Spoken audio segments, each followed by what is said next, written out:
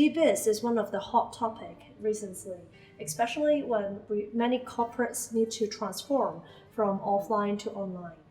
How could we actually conduct this journey, and how can we actually back off? Because it's very, very difficult, for a SME to transform without the expertise and also without the time, because this requires a lot of changes within a short period of time. What are you going to do when there's a pandemic?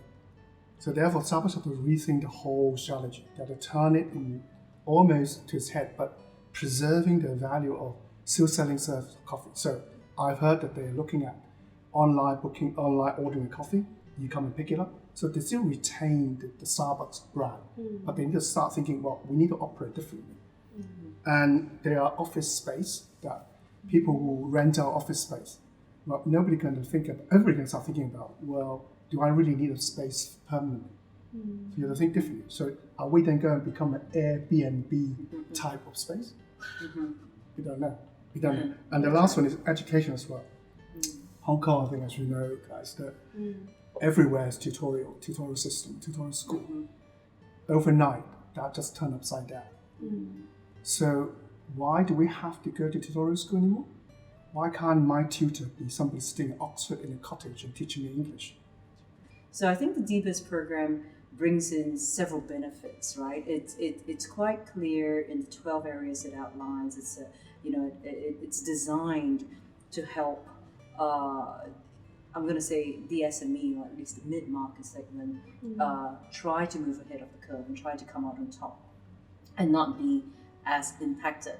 I think, however, for a lot of SMEs, the challenge with embracing or picking up a lot of the programs in the distance business program is that one, the ability for them to actually innovate and create new business models within SME may be small, right? So a lot of them have where traditionally they may not have the critical mass to do something. They may not have the customer base. So I think it's got a lot of good intents.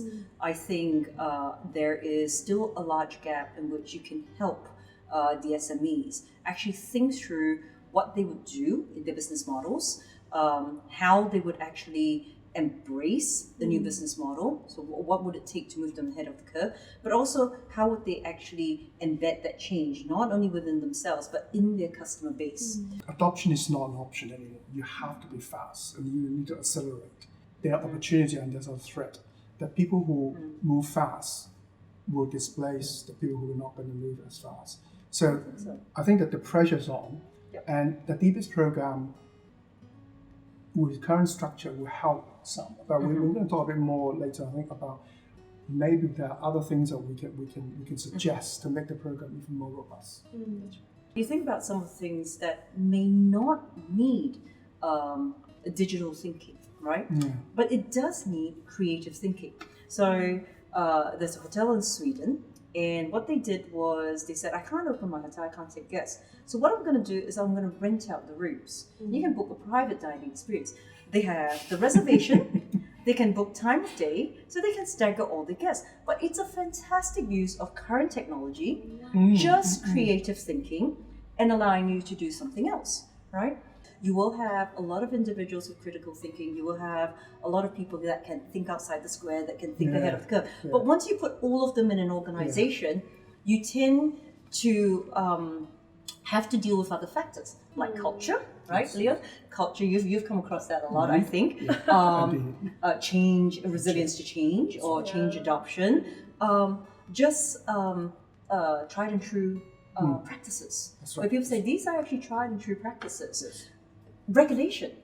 Because of regulation, we cannot do certain things, or we shouldn't do certain things. So how does regulation now adopt the online economy? And I think, in a lot of areas, regulation has actually lagged in things like, say, cyberbullying, right? Trolling and things like that, fake news. So now you've got a whole economy that is now actually moving online, that is being encouraged to move online. Do we actually have things like regulation that enables us to do that, right? So there's so many factors now that comes in when you put all these things into an organization. Yeah, most importantly is actually when they get the DBS fund, they need to know how to sustain after 6 months. And what is the next step? That's right. Yeah. I think you're right, Bonnie, and I think part of it is how do you sustain that, right? So there's one part, and as you know, with digital transformation, it's ongoing, right? It never really stops and it never really ends, right? So once you put your foot in, you're on this constant journey of adopting change, right? That's right. As you know. That's right. So you're right, quite right, Bonnie. Yeah. So it's about how do you sustain it once you've got it there, but also, how do you consider it successful? So what is your rate of adoption? How do you get people to adopt change? Indeed. Everybody has a different way of learning things and adopting things. Now, e-learning platforms are no different. So you could say, I'm going to tick a box. I've got an e-learning platform now.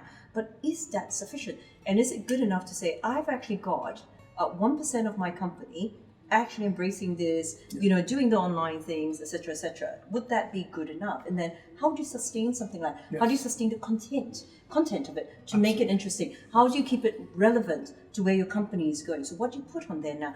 And I think these are very real challenges that at some point in time, company, the organization actually has to consider. Maybe not at the start, but when you go into this, it needs to be part of an overall strategy. A lot of experience I'll come on to about from more late experience is actually a pull.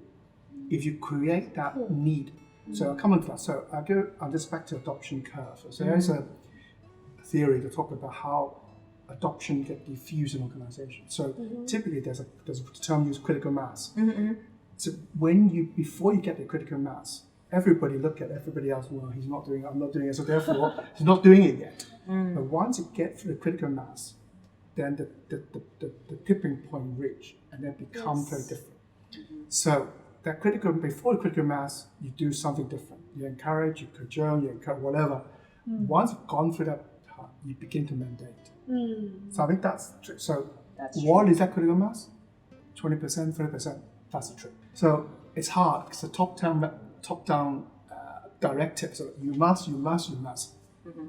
So we have to do something else. So what we did was we kind of play to the creative culture. So we have another competition.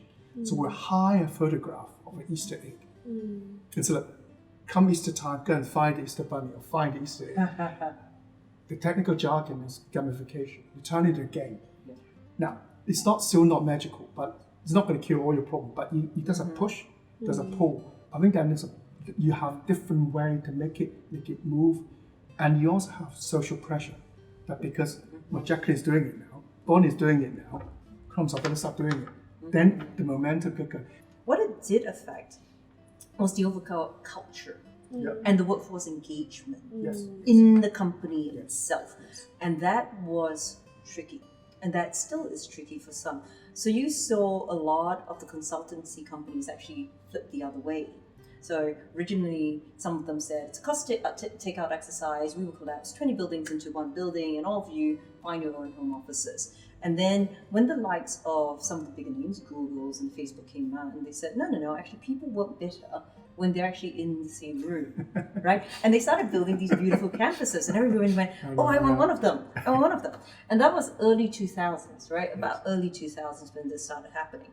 And that productivity, that engagement actually really push these organizations forward. That it's really intangible.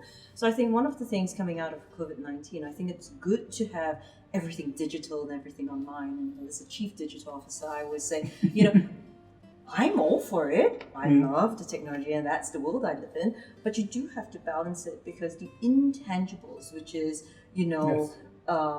the EQ in your workforce, the soft skills, the cognitive intelligence in your workforce, is how do you get innovation, right, in a workforce that pretty much is a work-from-home workforce at the moment, or perhaps in the near future they could all be like that as the new normal. So how do you still have those things that actually are necessary in an organization that has to do a digital transformation and has to embed change? What do you actually do? Because they're not in front of you. You can't hear them, you can see them, you can feel their emotions, and you don't know how they're actually adapting to the change. Yes. So you've got to come up with actually a lot of different methods Yes. to actually do your digital transformation. It's actually getting harder.